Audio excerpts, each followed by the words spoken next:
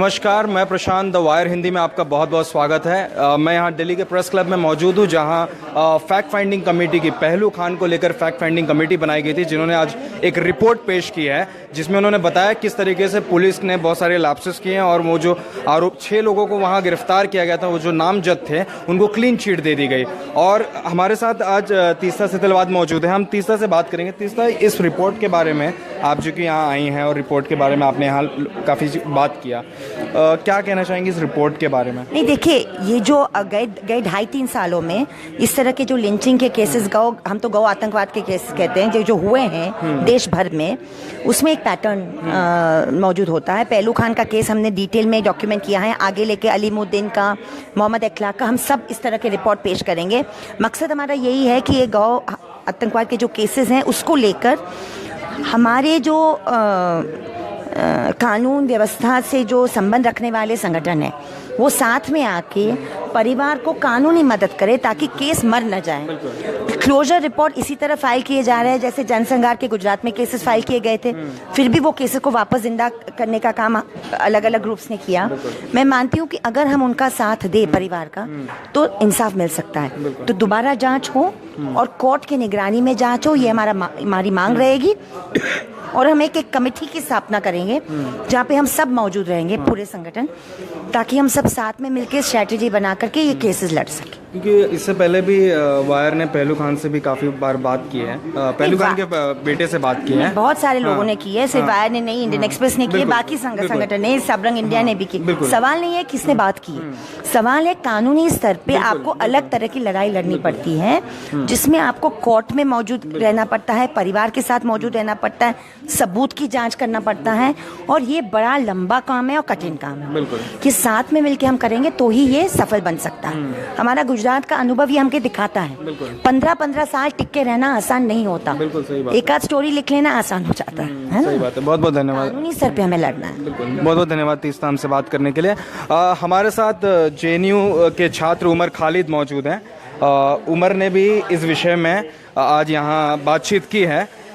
उमर, ये fact finding report है और मैं आपको देखता आया हूँ, सुनता आया हूँ कि आप अल्पसंख्यकों के मुद्दे पर काफ़ी प्रखर होकर बोलते आए हैं, और पहलू खान का जो मुद्दा था मॉब लिंचिंग, ये रुकने का नाम नहीं ले रही है। हरियाणा में भी है, राजस्थान में भी है, यूपी में भी है, महाराष्ट्र में भी, हर जगह है। अब ये कहीं ना कहीं देश के अंतर्राष्ट्रीय पटल पर पहचान बनती जा रही है कि इंडिया में तो मॉब लिंचिंग होता है।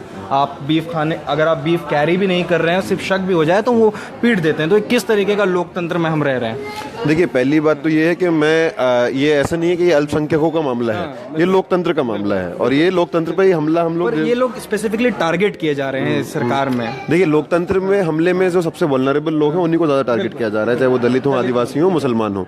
और ये तो एक घटना नहीं है, जैसे आपने बोला, एक पैटर्न है, और एक वो पैटर्न एक लार्जर एजेंडा को दिखाता है।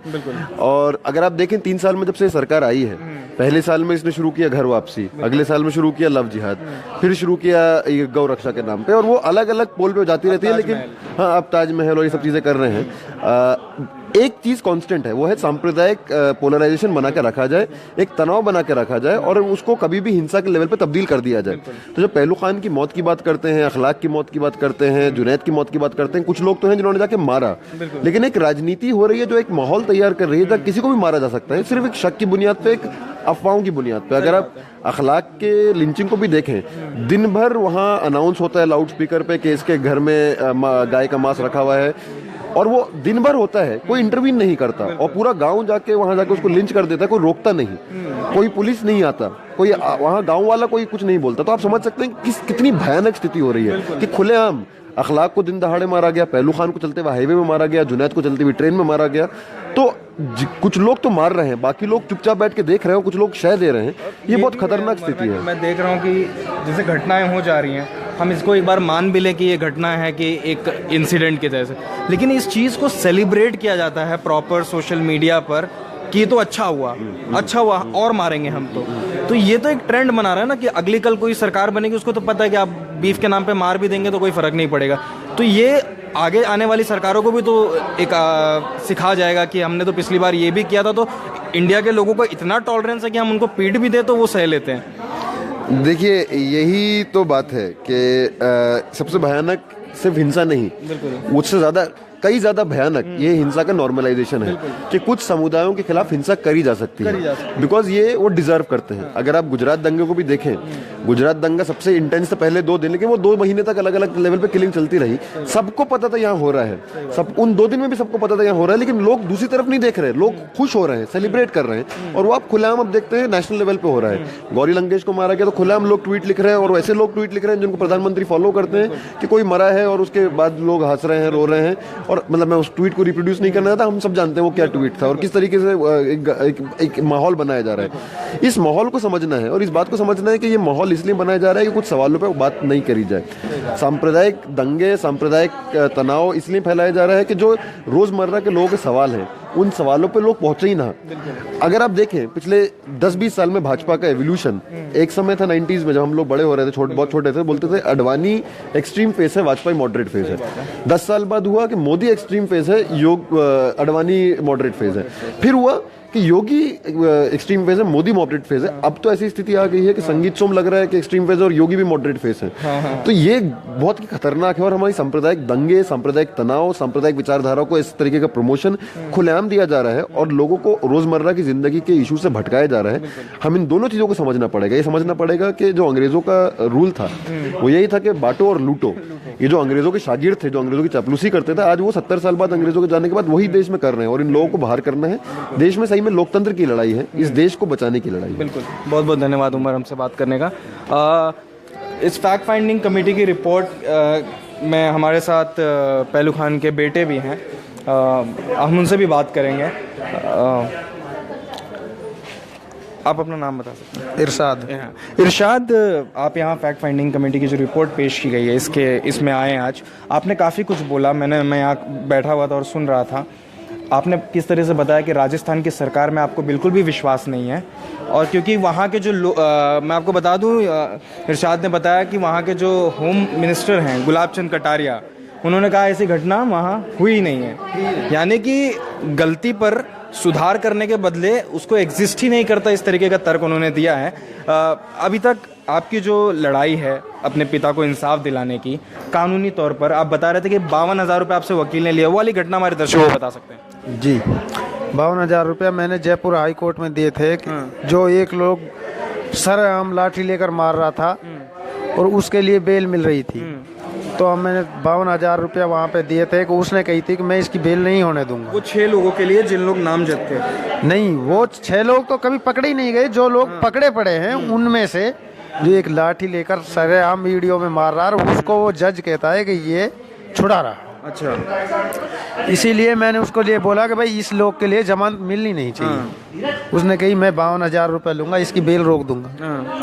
तो मैंने 52,000 रुपये दे दिया और अंदर बढ़कर मेरे को बाहर खड़ा कर दिया और उसी वकील ने उसके लिए बेल दिला दी। उसी वकील ने उसके लिए बेल दिला दी? तो इसीलिए मुझे वहाँ के वकीलों पे भी और किसी पे भी हमें उम्मीद नहीं है कि हमें न्याय मिलेगा तो अपना दिल्ली सुप्रीम कोर्ट से ही मिलेगा और या हाई कोर्ट से मिलेगा। आप बता रहे थे कि आपको ये भी धमकी दी जाती है कि बैरोड आओगे तो मारे जाओगे? जी हाँ। जिस दिन उसी दिन धमकी दी गई थी कि जिस दिन वो घटना घटी थी कि बैरोड आओगे तो मारे जाओगे। अच्छा जी। तो अब कैसा माहौल है? अब माहौल क्या है जी, जब उनके लिए जो दोषी लोग हैं उनके लिए क्लीन चिट दी गई है, दोषी लोगों के लिए जो बरी हो गए वे अब तो हमसे ऑटोमेटिक कुछ नहीं कहेंगे। जबकि मैं अपने दर्शकों को बता दूं कि पहलू खान ने अपने डेथ डिक्लेरेशन में लोगों का नाम लिया था, उन्हें क्लीन चिट दी गई है। क्या बोल के क्लीन चिट दी गई है? कि उनका जो मोबाइल का जो नेटवर्क था वो उस समय उस जगह पे मौजूद नहीं था। तो ये कोई तर्क नहीं हो सकता कि अब वहाँ मोबाइल मौजूद था कि नहीं, क्योंकि जबकि डेथ डिक्लेरेशन दिया और वहाँ क्लीन चिट दे दी गई है। इरशाद, मैं आपसे और एक बात पूछना चाहता हूँ, अब आप इस मामले को कैसे ले जाना चाहते हैं? क्या आप राजस्थान के हाई कोर्ट में इस मामले को ले जाएंगे या फिर आप इस मामले को दिल्ली ट्रांसफ़र करने की बात कर रहे हैं?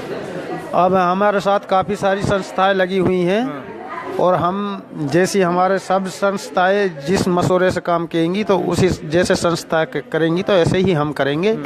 हम अब संस्थाएं के साथ हैं, अपनी जितनी भी हमारे साथ संस्था जुड़ी, समर्थन मिलना शुरू हो चुका है संस्थाओं की तरफ से हमारे लिए। दोबारा से इंशाल्लाह मीडिया और संस्थाएं काफ़ी समर्थन और मदद की बात चल रही हैं।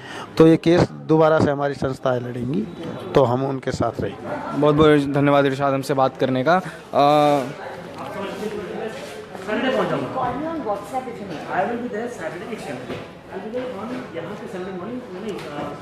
हम अभी इस मामले को बता दें, आज ये फैक्ट फाइंडिंग कमेटी की रिपोर्ट है, जिस रिपोर्ट को एंडोर्स करने के लिए सिर्फ हिंदुस्तान की संस्था नहीं है, बल्कि न्यूयॉर्क से लेकर Washington DC, American Muslim Council, Jamia Teachers Solidarity Association New Delhi, South Asia Solidarity Group London, South Asian Solidarity Initiative New York, ये बहुत सारी संस्थाओं ने मिलकर इस रिपोर्ट को बनाया है और ये बताने की कोशिश की है कि किस तरीके से इस मामले में बहुत ही लचीला व्यवहार अपनाया गया पुलिस द्वारा, प्रशासन द्वारा, ताकि जो मामले के दोषी हैं वो किस तरीके से बच निकले। क्योंकि इरशाद ने बताया कि जिस 6 लोगों का नाम दर्ज था उन्हें क्लीन चिट दे दी गई, जबकि पहलू खान ने अपने डेड डिक्लेरेशन में नाम लिया था। जबकि हम भारतीय कानून के अगर इतिहास को उठा के देखें तो डेड डिक्लेरेशन का कानून में बहुत बड़ी भूमिका होती है, जिसको नज़रअंदाज नहीं किया जा सकता, फिर भी नज़रअंदाज किया गया।